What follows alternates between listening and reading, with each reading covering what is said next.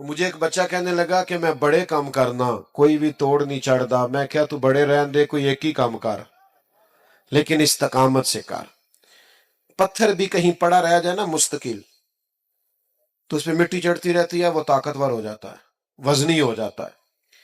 ایک قطرہ بھی, ایک قطرہ قطرہ ٹوٹی سے گرے نا, نل کبھی لیک ہو جائے, قطرہ قطرہ گرے تو نیچے پتھر بھی ہو نا, گرے ذرا مستقل, اس میں بھی سوراخ کر دیتا ہے. حالانکہ پانی سے پتھروں میں سوراخ, لیکن سوراخ کیوں ہو گیا کہ وہ مستقل گرا ہے. آپ کوئی کام مستقل کریں گے تو فتح یاب ہو جائیں گے. لیکن ہم کیا کرتے ہیں, صبح ارادہ اور ہے اور دوپہر کو پروگرام اور ہے اور شام کو بالکل ہی اور ہے, تو پھر کوئی کام نہیں ہوتا. مستقل آپ کام کریں, مستقل بنیادوں پہ. چیزیں آئیں گی آپ کو کمزور کریں گی, کبھی اولاد, کبھی مال, کبھی وطن, لیکن امام حسین سے سیکھو نا. امام علی مقام ایک جگہ بھی کمزور نہیں پڑے. سیدنا امام حسین رضی اللہ تعالیٰ عنہ اتنے طاقتور رہے کہ انہیں اپنے پیاروں کی میتیں بھی اٹھا کے لانی پڑی, تو پھر بھی وہ استقامت کے ساتھ کھڑے رہے. کہیں کھڑے تو ہوں, ضروری نہیں ہے حالات ہمیشہ آپ کے مطابق ہی ہوں, حالات اوپر نیچے ہوتے رہتے ہیں. وہ ایک بزرگ تھے تو ان پر کسی نے کوئی الزام لگا دیا, الزام جھوٹا تھا, تو پیار کرنے والوں نے پتھر مارنے شروع کر دیے. تو ایک آدمی گزرا تو پھول پھینک گیا, تو شیخ نے پھول اٹھا کے واپس کر دیا, کہنے لگے آج کل پھولوں کے دن نہیں, پتھروں کے ہیں, بڑی جلدی پھولوں کے بھی آنے والے ہیں, پھر پھول لیں گے تم سے انشاءاللہ. ابھی ہمیں یہ دن بھی تھوڑے سے اسی طرح مسکرا کے گزارنے دو, دن جو ہمارے چل رہے ہیں. تو میرے بھائی یاد رکھیے گا اور سمجھیے گا, استقامت سے وقت گزارے, دن تو اوپر نیچے ہوتے رہتے ہیں. تیسری بات, اپنی اولاد کی تربیت سخت بنیادوں پر کریں. بچوں کی ساری خواہشات پوری کرنا بعض اوقات ان کے ساتھ زیادتی ہوتی ہے. جی میں جو انہوں نے کہا میں نے لا کے دی ہے, آپ نے غلط کیا بھیا. آپ کو کچھ چیزیں نہیں بھی دینی چاہیے تھی, تاکہ زندگی میں اگر انہیں کبھی کوئی چیز نہ ملے تو ان کے دل نہ ٹوٹے, ان کو صبر کرنا بھی آئے, حوصلہ بھی کرنا آئے. کبھی کبھی آپ کو انکار بھی ہونا چاہیے. یعنی وہ کچھ لوگ ایسے ہوتے ہیں جن کا پتہ ہوتا ہے ان کو انکار بھی کر دیا, نہ جا تیرے حال نہیں ہونا آتے وہ اپنے, انہیں مڑ بھی جانا کدھرے نہیں, تو نہیں جاتا بندہ. کئی دفعہ نہیں بلاتا, نہیں جاتا, نہیں زیادہ ملاقات کرتا, پتہ بندہ اپنا ہے. تو کچھ ایسے تعلقات ہوتے ہیں جو کسی قیمت پہ ٹوٹتے نہیں. تو کچھ ایسا کرے کہ اولادوں کی سخت بنیادوں پر تربیت کرے. دیکھیں نا, حضور سید عالم صلی اللہ علیہ وسلم نے تربیت کی ہے اپنی اولاد کی, تو کن بنیادوں پہ سرور کائنات نے تربیت کی؟ حضور سید عالم علیہ السلام نے اس بنیاد پر تربیت کی کہ اللہ سے دعا مانگی, اے اللہ ایک وقت روٹی دینا اور ایک وقت فاقہ دینا. فاقے رہے, ہفتہ ہفتہ فاقے رہے سیدہ پاک کے گھر میں. کائنات کے سب سے عظیم شہزادے تو یہ تھے نا, تو یہ فاقے سے رہنا اور مشقت سے رہنا. حضرت علی رضی اللہ تعالیٰ عنہ خود اپنے بچوں کی تربیت کرتے تھے. ہمارے گلی میں لڑائی ہو جائے نا اور کسی پر ظلم بھی ہو رہا تو ہم اپنے بچے سے کہتے ہیں بیٹا تو نہیں باہر جانا, ساڑی نہیں لڑائی.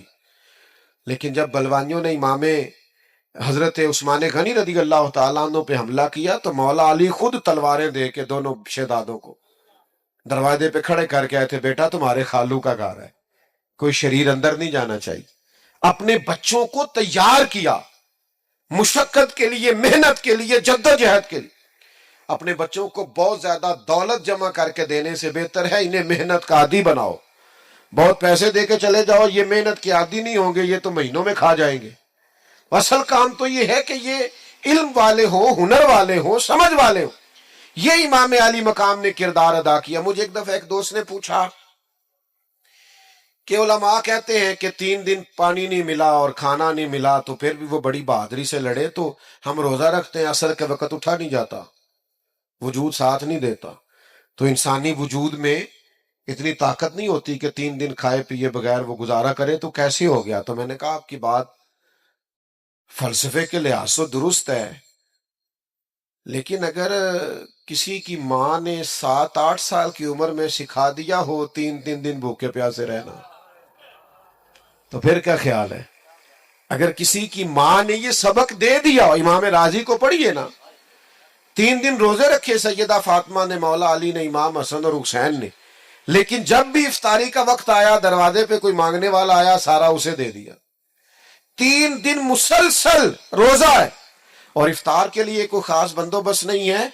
तो जिनको 7.5-8 साल की उम्र में आदत थी ना मेरे भाई 3 दिन भूखा प्यासा रहने की, उन्हें फिर करबला में भूखा प्यासा रहना पड़ा तो मुश्किल दरपेश ही कोई नहीं आई, उनको कोई तकलीफ।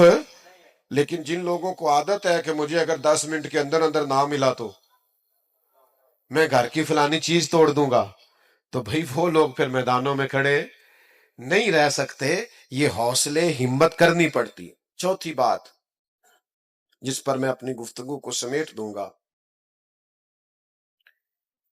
इमाम हुसैन ने हमें एक सबक दिया है कि जीत वक्ती नहीं होती, जीत दायमी होती है। मैदान में रहना शर्त है, जीत के आना शर्त। जवानों देख रहे हो मेरी तरफ, ये जो लोग 6 महीने किसी दीनी काम में लग जाते हैं वो कहते हैं इनकलाब क्यों नहीं आया। मुझे कुछ दोस्त कहते हैं आपको सालों हो गए तकरीरें करते, इनकलाब क्यों नहीं आया। मैं कहते तेनू नहीं ना नजर आउंदा, मैनू ते आया नजर आउंदा है। ये देखो ना, ये बेमौसमा फल है, जवान ही जवान आए हुए हैं सारे, ये इनकलाब नहीं। ये देखो किस तरह खड़े हैं चारों जानिब, चढ़ती जवानी और खूबसूरत दाढ़ी, तो इनकलाब ही है सारा। तो मेरे भाई आप किसको इनकलाब समझते हैं। बाकी जहां तक इस बात का ताल्लुक है कि आप मेहनत करते हैं तो दुनिया क्यों नहीं बदली, तो भाई नौकर का काम यह है कि मस्जिद टाइम पे खोले, अजान टाइम पे दे, नमाजी तो रब भेजा करता है। तो हम ड्यूटी दे रहे हैं और अजानें पढ़ रहे हैं, वक्त आएगा अल्लाह दिल बदल देगा, हालात ठीक हो जाएंगे, पर हमने नौकरी नहीं छोड़नी, हमने ड्यूटी, समझ आ रही है, हमने बात करना नहीं छोड़ना, हमने जिक्र करना नहीं छोड़ना। हम जिक्र करते रहेंगे, इंशाल्लाह दिलों में उतर जाएगा। एक वक्त आएगा तब्दीली आ जाएगी। और मुझे तो दूर दूर से लोग मिलते हैं, वो कहते हैं वो आप इतने साल पहले आए थे, आपने बात की थी, ये दाढ़ी मैंने आपके कहने पे रखी हुई है। तो फिर मैं सोचता हूं कि ये इनकलाब नहीं तो और क्या है। मेरे जैसे सबसे गुनाहगार के कहने में इतना बरकत है, तो नेक लोग बात करते होंगे तो कितनी बरकत होगी। तो मेरे अजीज, इमाम हुसैन ने हमें बताया है कि तुम ड्यूटी कर जाना। 4 साल यजीद रह भी गया ना तो इंशाअल्लाह ताला नाम हुसैन का ही रहेगा। इंशाअल्लाह वक्त आएगा कि जिक्र हुसैन का ही रहेगा। तो मेहनत करें, फटाफट नतीजा ना मांगे, मेहनत करके नतीजा अल्लाह पे छोड़ दें, इंशाअल्लाह करम वाला नतीजा ही आएगा।